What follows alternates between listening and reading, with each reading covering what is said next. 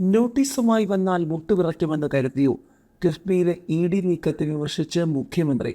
അതേസമയം വരും ദിവസങ്ങളിൽ ഇ ഡി ഈ വിഷയത്തിൽ പിടിമുറുക്കിയാൽ CPM അക്ഷരാർത്ഥത്തിൽ വലയും.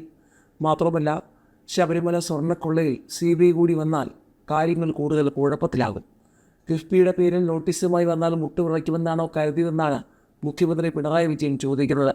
RBI നിഷ്കർഷിക്കുന്ന വ്യവസ്ഥയിൽ അണുവിട വ്യത്യാസമില്ലാതെയാണ് കാര്യങ്ങൾ ചെയ്തിരിക്കുന്നതെന്നും പിണറായി പറഞ്ഞു. കിഫ്ബി മസാല ബോണ്ട് ഇടപാടിൽ ED നോട്ടീസ് അയച്ചതിലാണ് മുഖ്യമന്ത്രിയുടെ വിമർശനം. കിഫ്ബിയിലൂടെ 1.5 ലക്ഷം കോടി രൂപയുടെ വികസനം നടത്തിയെന്ന മുഖ്യമന്ത്രി പറഞ്ഞു. അത് രുചിക്കാത്ത ഹീന മനസ്സുകളുണ്ട്. വായ്പയെടുത്ത് ഭൂമി കച്ചവടം നടത്തിയെന്ന് കാണിച്ചാണ് ഇപ്പോൾ നോട്ടീസ് വന്നിരിക്കുന്നത്. 5600 കോടി രൂപ ദേശീയപാത ഏറ്റെടുക്കുന്നതിന് കിഫ്ബി വഴി കൊടുത്തു. അത് ഏതെങ്കിലും ഭൂമി കച്ചവടത്തിനാണോ?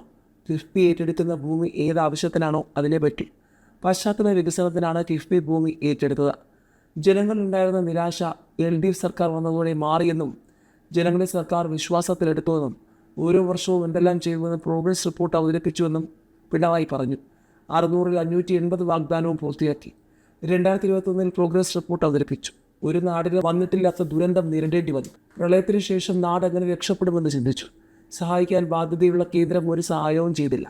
സഹായിക്കുന്നവരെ മുടക്കി കേരളം ഇനിയും തകരട്ടെ എന്ന മനോഭാവമായിരുന്നു. അതിനെയെല്ലാം അതിജീവിച്ചു.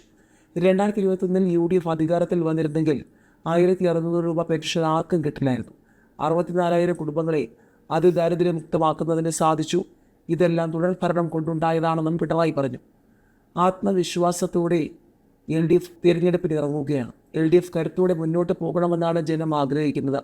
10 വർഷമായി ഭരണം നല്ല രീതിയിൽ മുന്നോട്ട് പോകുന്നു എന്നത് നാട് അംഗീകരിക്കുന്ന കാര്യമാണ്.